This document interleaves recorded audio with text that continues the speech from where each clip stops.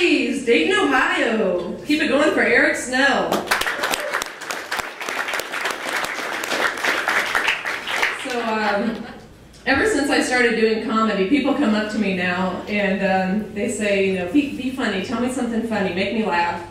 And I'm like, you know, just because I'm funny on the stage doesn't mean I'm going to be funny like all the time, like 24/7.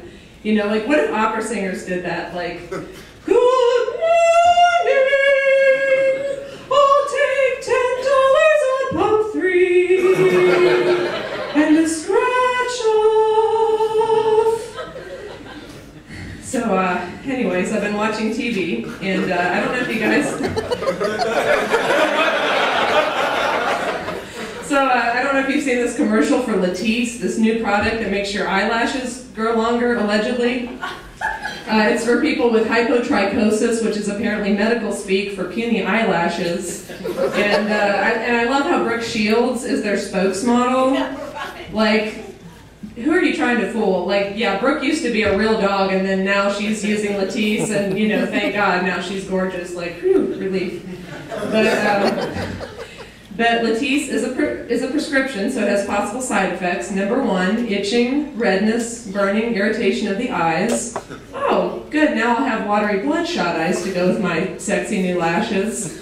Number 2 is glaucoma.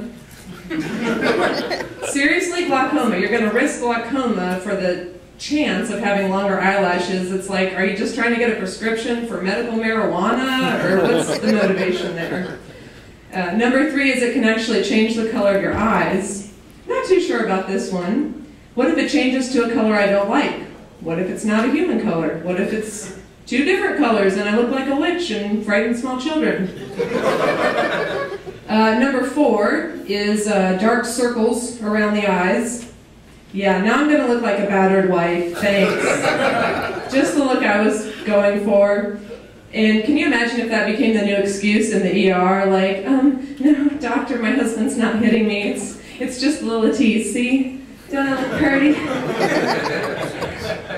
Yeah, so I could never use this product because I would be way too paranoid about the side effects. And I'm just kind of a paranoid person in general. Maybe not paranoid, but phobic. Always been that way. And my biggest fear is fire.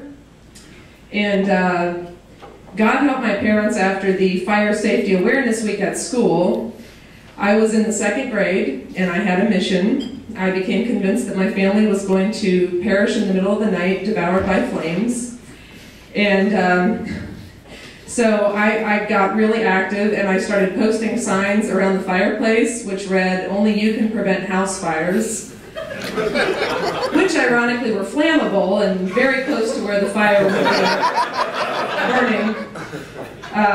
So yeah, do you guys remember Stop, Drop, and Roll? You remember that whole thing from school? Well, I had my whole family stopping, dropping, and rolling in the backyard because we needed to practice. We had to get it right, which, how hard is it to rehearse that? I mean, I think if you could fall down, you can probably stop, drop, and roll. And beyond that, I wanted to stage fire drills, and I wanted them to have like multiple escape routes and laminated maps and the whole bit.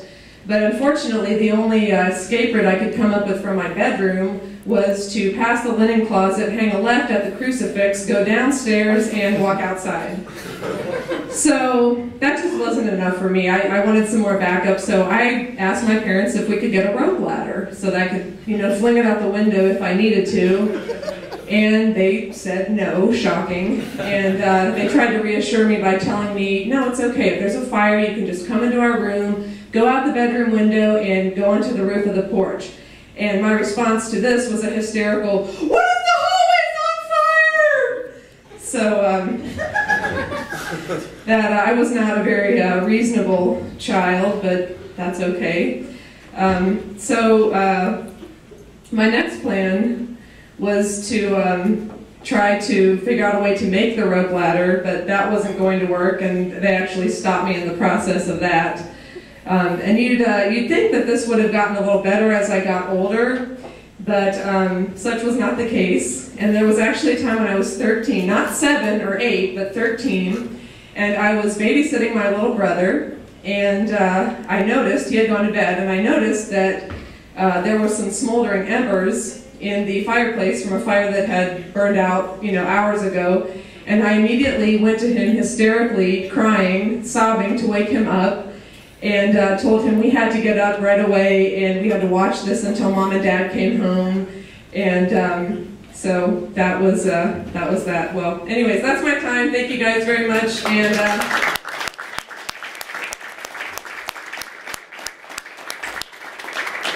coming to the stage next, we have the very funny CJ Harlow from Louisville. Let's give it up for CJ.